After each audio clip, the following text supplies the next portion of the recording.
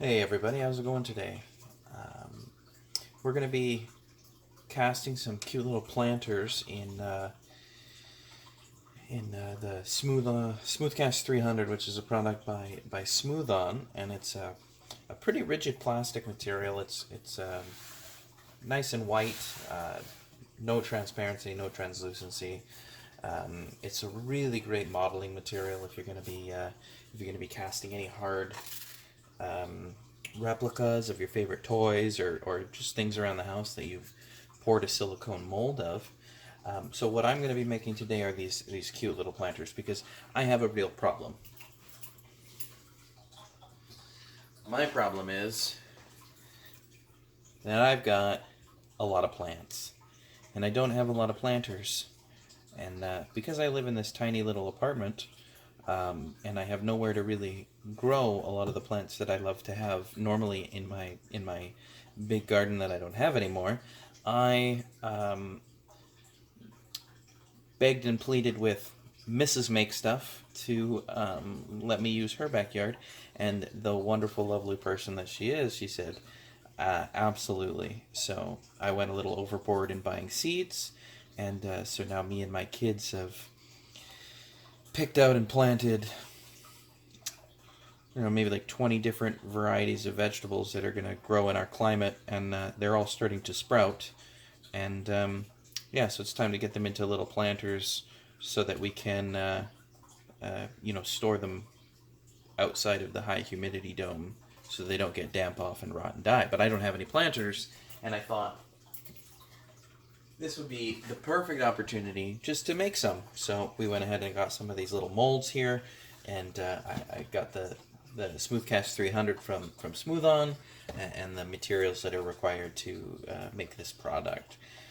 So off camera, I went ahead and I just filled my molds with rice. So this is a really common practice. You can use sand, but you don't really want sand ending up in your molds, and it sometimes sticks to the inside of the silicone. And because Smooth On is a one-to-one, it's a one-to-one mix ratio, we can go ahead and just sort of eyeball exactly half and half. So once I fill this to about where I think the level's going to be, I can take this rice and just dump it in here. Make sure we get it all out because we don't want any rice in our molds, and always be certain to just really get in there and check because you don't want any rice dust or rice mold or rice particles in your mold. So now we have an idea about how much volume we're going to need. And take that. We're just going to put it in this cup here. Ooh, satisfying. Alright, so we got almost 3/4 of a cup here, and we want a 1-to-1 ratio. So what I'm going to do is I'm just going to try and eyeball half the amount. And we want that pretty flat. Give it a shake, and give that guy a shake. So that's looking pretty close. So now I have an idea of exactly how much I'm going to need of each individual part A and B of the Smooth On Smoothcast 300. So I'm just going to go ahead and I'm going to use the rice to mark a line pretty much all the way around the cup. And same deal again on the other one. And that's going to give me 50-50. And the cool thing about this is as long as you've got clean new cups, you don't have to waste your rice. It's still good to eat. So we'll just save that for another meal. The thing I don't like about these types of cups, like the Hefty brand cups and not the white plastic, like the red Solo cups that have the red paint on the outside, they don't get as staticky as these clear. I'm gonna assume they're probably like polypropylene or polyurethane, but they carry a lot of static, and then you get these rice particles stuck inside in the cup like a balloon to a kid's hair. So we want to make sure to get all the rice out of there. There's no rice left in there. So now we have an idea of how much we're going to need. I'm actually going to go ahead and take my Smooth On product, which these have to be stirred pretty vigorously. I've done that since I got it, and it hasn't really been too long since since I've used this last, so I'm not super concerned about it, but I just gently want to rock it back and forth just to make sure that it's, you know, still well mixed. This is a really thin product. It's not like the two-part silicones where you have to get, you know, like right down into the bottom and scrape that super thick sludge back off and like reincorporate it into the two parts, because this is just a thin plastic mix. So when you pour this stuff, they're inactive until you mix them together. But when you do mix them together, a pretty gnarly chemical reaction occurs, something similar to resin. And so you want to make sure that you have lots of ventilation, like tons and tons of ventilation. And you want to also be wearing a respirator, which I will be doing as soon as I mix these. And you probably want like organic or inorganic gas cartridges to be fairly effective for, you know, taking care of whatever synthetic material, like synthetic off-gassing this is gonna cause. When this cures, it cures totally white. And so in normal casting, you would want to use what's called a pressure pot, but I don't have one. They're expensive. And for a mold like this, it's very simple. Doesn't have any contours. There's nothing fancy about it. It just pops straight out of there. Because I'm using this and I'm not concerned about the quality of the mold as far as air bubbles go, because it's sort of just a home craft thing, I'm not going to even worry about trying to pop the bubbles, because I actually think that they make the plastic look a little bit cool. But I'm just going to run over and grab some mica powders to just give it sort of a unique color in the white, and I'll be right back. Alright, so I'm back. This is the first mold that I did, and you can see it's pretty flat. You got to get really quite close to it to get a good detail, but it almost looks like it's got a cloud pattern in it. It's really pretty, sort of like a pretty light blue, but that white really takes over any color that you give it. And if you look at the mold as I rotate it, you'll be able to see some of the air bubbles on the inside. And that's okay, because we're putting dirt in here, and you know, I don't really see too many defects on the outside, which is the nice thing about this mold. It seems that the surface tension of the mold itself is pushing the bubbles towards the inside instead of the outside, which means the outside sort of finish won't be too affected unless there's like a serious defect or a really big bubble in your mixture. And I went ahead and I grabbed some really fun colors. So what I've got here is this like midnight purple, a fun gold, whatever color blue that is, and then like a galaxy black. And don't do what I do when you buy these, because they come in the worst containers ever made. Like whoever designed containers for mica powders, unless there's something special about them that I don't know, they're an idiot. They have a little divot on the bottom to sort of support the mica powder like you'd see on the bottom of a cup. And if you open it upside down, you're screwed. Like, there's just no way to put it nicely. You're screwed. To get the lid back on the mica powder without ending up getting all this mica powder around the ring and it just leaks out everywhere, and you better store your mica powders in a good place. Like, I just picked up the containers and I've got mica powder on me everywhere. It spreads, and so you got to be very cautious with it. It does get in everything, and it's hard to get off of everything. And so I'm just going to take a big chunk of this and drop it in my clear.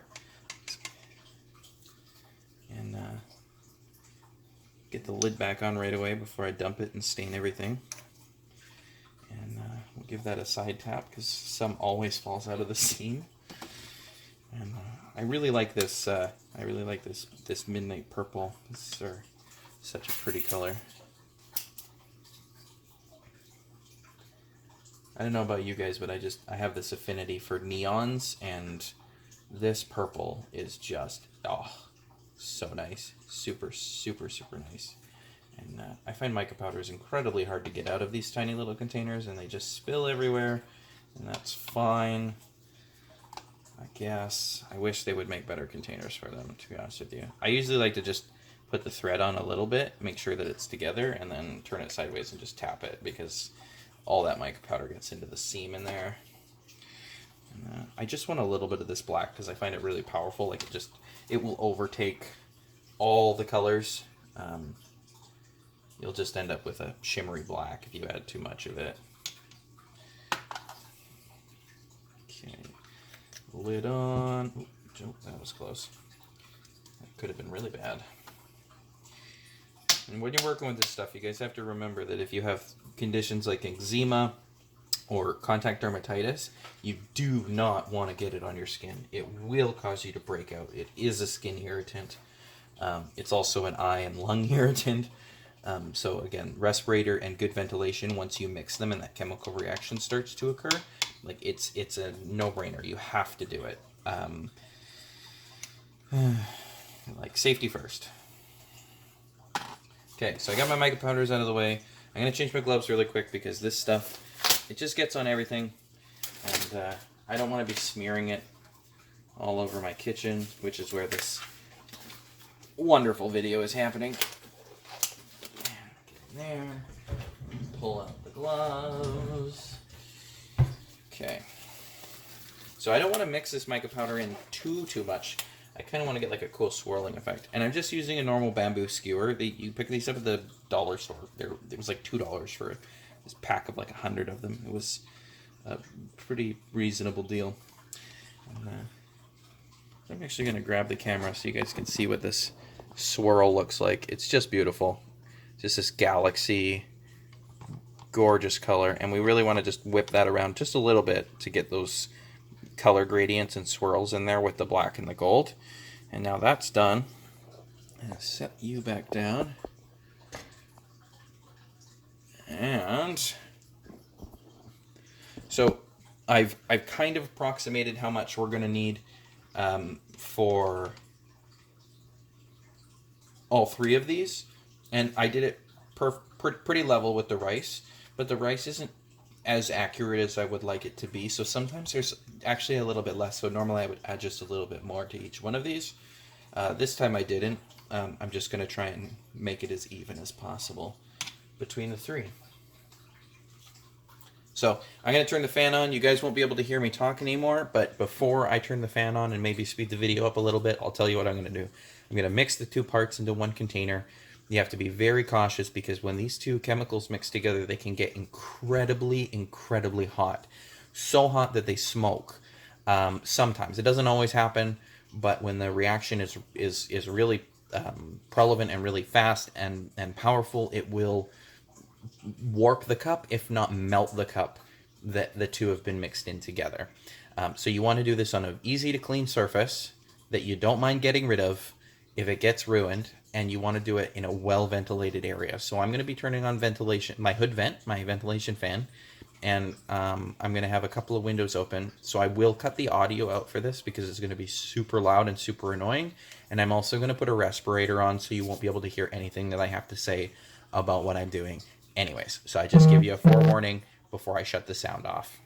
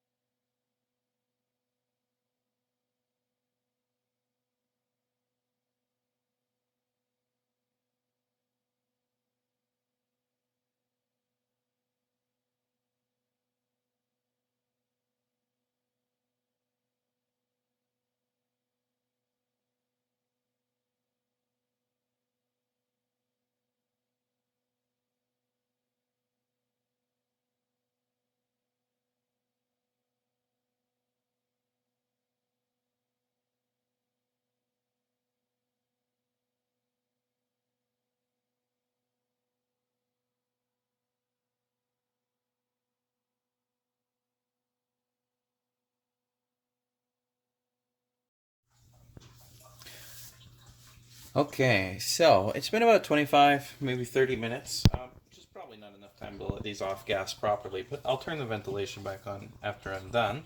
I just really love demolding stuff, and I always get too excited and want to jump right into projects. And sometimes I just gotta take a deep breath, calm down. But anyway, so here's the big reveal. This one didn't quite get as full as the other two because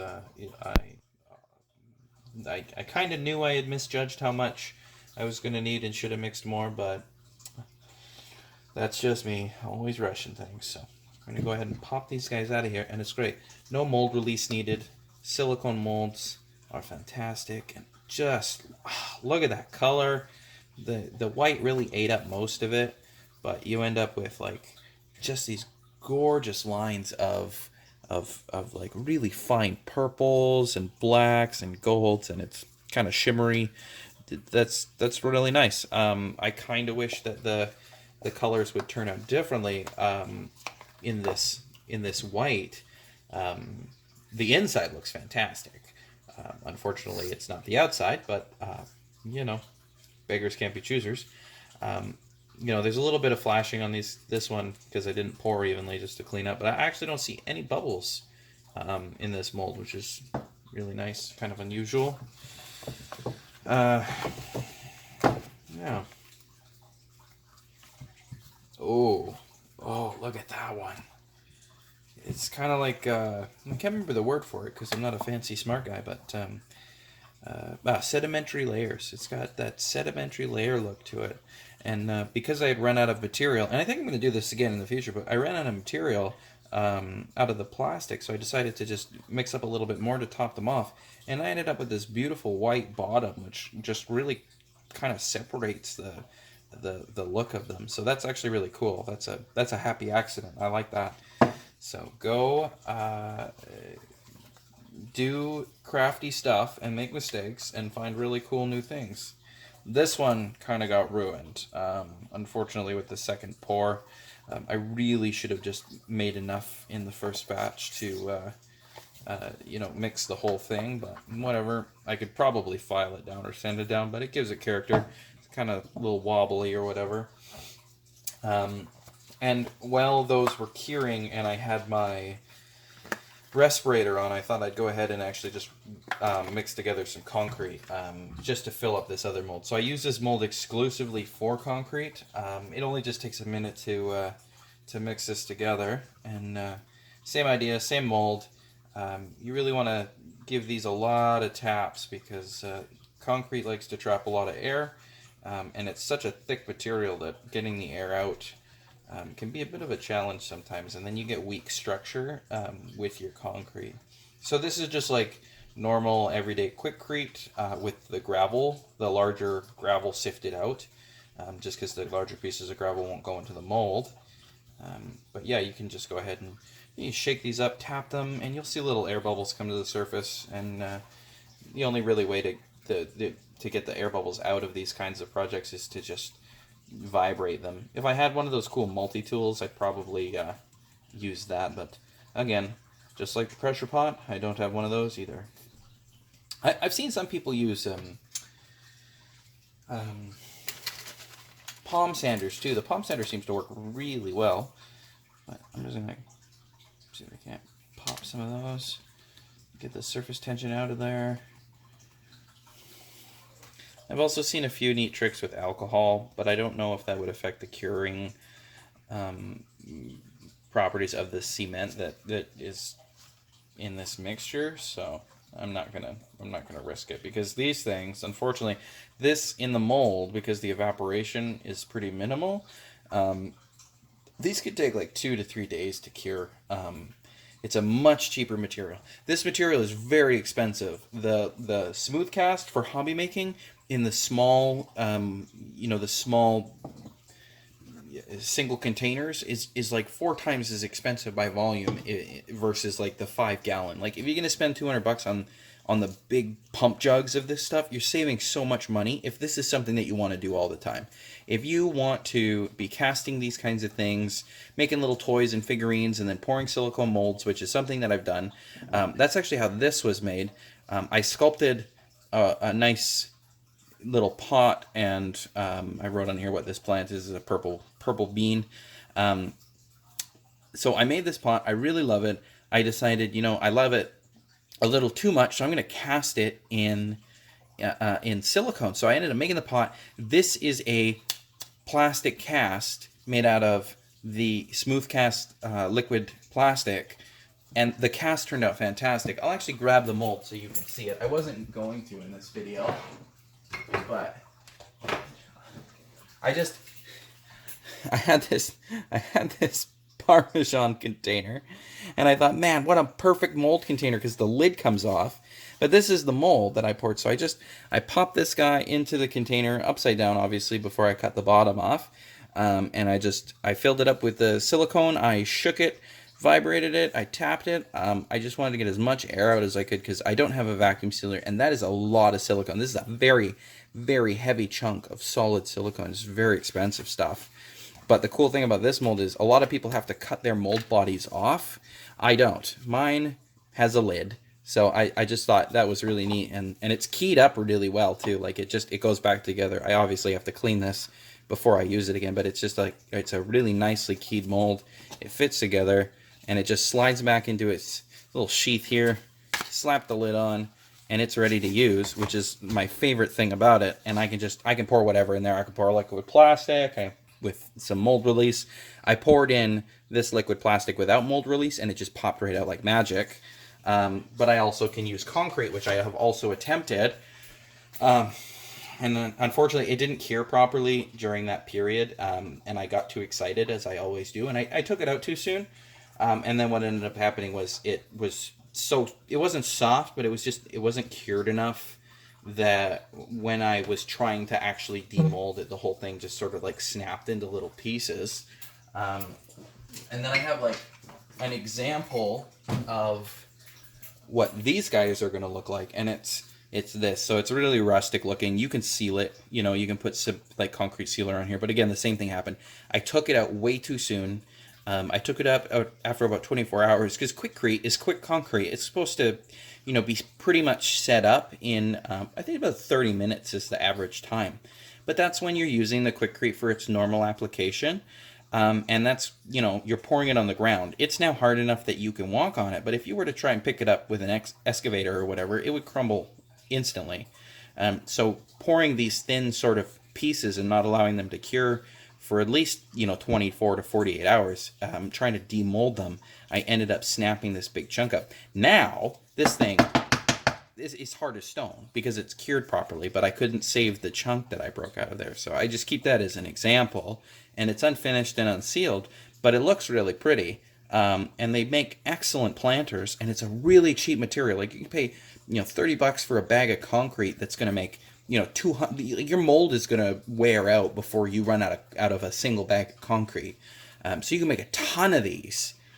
Whereas these, you have to be a little more careful with how you do things, especially when you make stupid mistakes like this, because this smooth cast, it costs a lot per volume. So unless you're making something really pretty or decorative, or you're trying to replicate something in a solid castable material, the plastic's not always the way to go. I mean, if you're making a figurine, you obviously don't want to cast it in concrete because it would be very brittle and very weak, but this is a really hard material, and it's really, really nice. Like, we're 30 minutes out of pouring it, and it's completely solid. It's not hot anymore. It's no longer going through a chemical reaction. It's beautiful and super sturdy, and it'll probably be in a landfill somewhere in 50 years from now, not biodegrading. So yeah, that's those guys. So yeah, I'm gonna probably let these cure up, and then I'm gonna do another video on the concrete mold another time, just how to mix the concrete properly, and just make sure that you're getting all the air bubbles out. But I figured, because I was pouring, and I have to, have my respirator and my fan on anyways, it'd be a perfect time to pull the concrete out, because you really don't want to be breathing in concrete dust without a respirator, or else you end up getting some pretty nasty, like siliconosis in your lungs, and your lungs will turn to concrete if you do it enough. It's not good stuff to be breathing in. So anyways, thanks for watching, and yeah, I'm gonna go ahead and pop some some cucumbers, because these are all cucumbers. And it's funny, this mold is actually a perfect fit for the Jiffy plugs.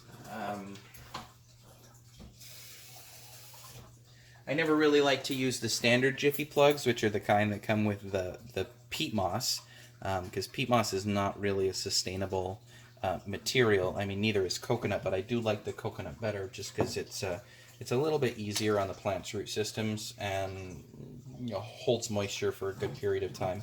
It does have a little bit of problem with binding calcium, which makes it unavailable to the plant. So they make really good starter pucks, but you don't want to grow for the remainder of their life in coconut unless you're going to be supplementing their nutrients chemically. So yeah, anyways, these are some of the planters that I like to make, and you can actually purchase this mold on Amazon.